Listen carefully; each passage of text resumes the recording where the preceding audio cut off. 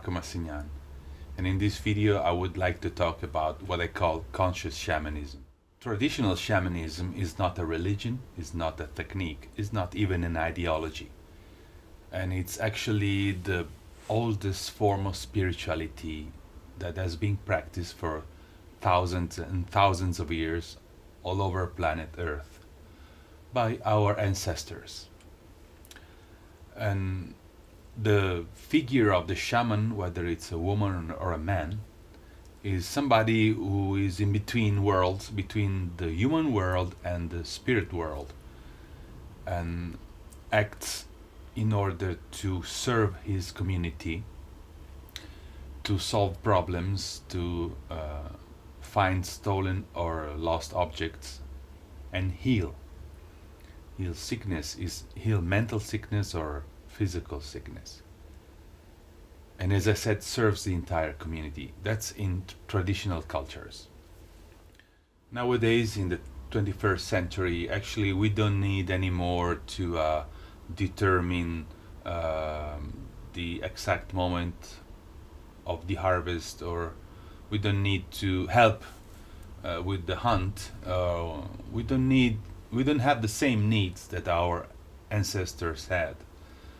And also at the same time we don't need to do what our ancestors did as they used to. Like we don't need to practice human sacrifice. We don't need to sacrifice an animal to the gods. So we have different needs, and that's where the world of awareness and spiritual awakening comes in. And that's the conscious part of conscious shamanism. So conscious shamanism is the meeting of two worlds. The inheritance and the knowledge that we get from our shamanic ancestors, and the world of awareness, the holistic techniques that we have available for us in the 21st century, as a result of the meeting of East and West. So by this I mean mainly meditation, the world of meditation, and mindfulness, whether it is from the Far East or India. So conscious shamanism is a practice, a series of practices available for us today that can meet our needs in order to help us change. But change what? Change ourselves is the only answer. Because if we want to transform ourselves, if we want to change our world, the only way is to change ourselves from the inside. So that's the way it works. We change from the inside, and then the world outside changes. It doesn't work the opposite way. By changing ourselves, we confront the monsters, the thoughts, and the emotions that we've been feeding all our lives, and maybe even before. So by feeding like heavy emotions or angry or sad feelings and thoughts, we created a lot of stuff, a lot of thoughts and thought forms. We created a lot of entities that now we need to confront and, let's say, melt.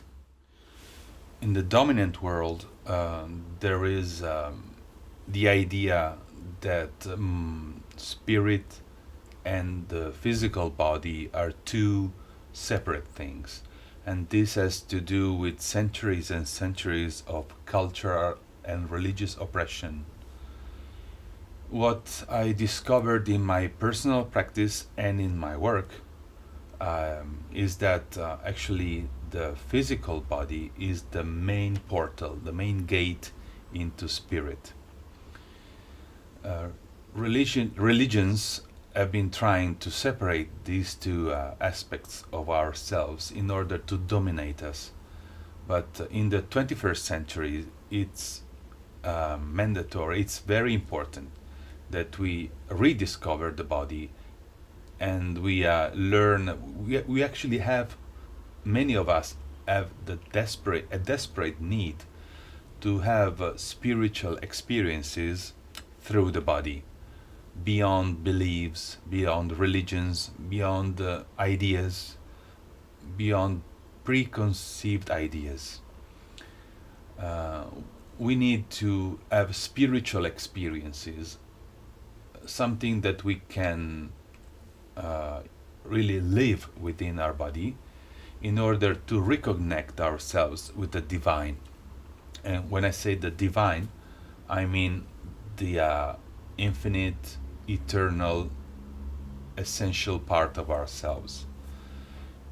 I'm not saying to reconnect us with God or the goddess or the gods, because these are just forms, are just shapes that are useful for us to relate with the divine, but are actually just forms or shapes. They are not the essence. So we live in a world where many people, maybe most of the people, have lost uh, hope. Uh, we have economic crisis, wars,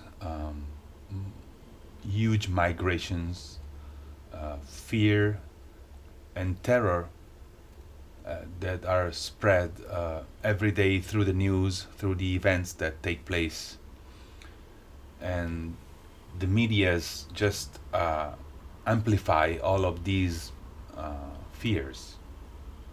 So a lot of people just have lost hope, and we have lost our reference points, our values that used to be the the main strongholds of our lives. So when I say that we need to reconnect with the divine, I'm just saying that we need to rebuild new relationship relationships with it. Meaning we need to find new ways, find new reference points to be in touch, to be identified with the essential parts of ourselves. Through this process, that sometimes is painful, sometimes is joyful, uh, I can actually see people flourish, and people who have come to me and they were desperate or hopeless, and they had lost connection with themselves, the world around. Uh, actually an honor uh, to be able to guide them to a new idea of themselves, a new connections to the world, using ancient tools like the drum, the shamanic drum, the rattle, songs, deep body awareness, whether in an individual setting or in a group setting. And it's like removing clouds, removing shadows from their minds, which actually I don't do myself, but it's the spirits who do it through me, through the songs, through the drum, in mysterious ways, as I said.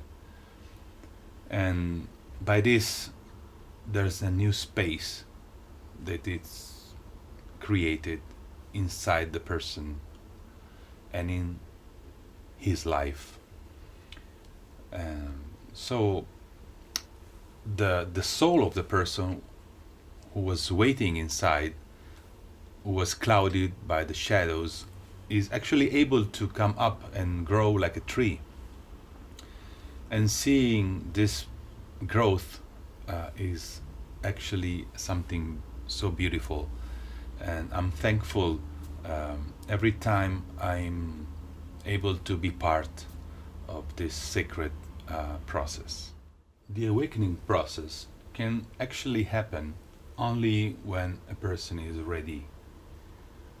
I am just nobody to tell a person how he or she should live. And I have to, and I want to mind my own business because I am a human being as everybody else, and I will never tell a person what he should do or not do in their life, in their lives. So if and when somebody asks me for help and answers to the question, what do you want? Then I have the right to do my part in helping them reach their goal. And when a person asks for help in a ritual setting, in a therapeutical setting, because therapy actually comes from the ancient Greek language and means serving the gods. So when a person in a ritual, spiritual setting asks for help, he's not just asking me to help him, but he's asking the spirits that I'm in touch with, the forces that I've been developing a relationship with in all these years. He's asking them to help him through me. So, what do you want? That's your job. And how to get there? That's my job. And what actually makes it move, what actually puts everything into motion, is something that is beyond you and beyond me. It's something bigger than us. It's something greater than us. It's these forces that actually make the world go round. And so we can say that the real magic is love. Love with a capital L. Something that is the driving force of you, me, and everything.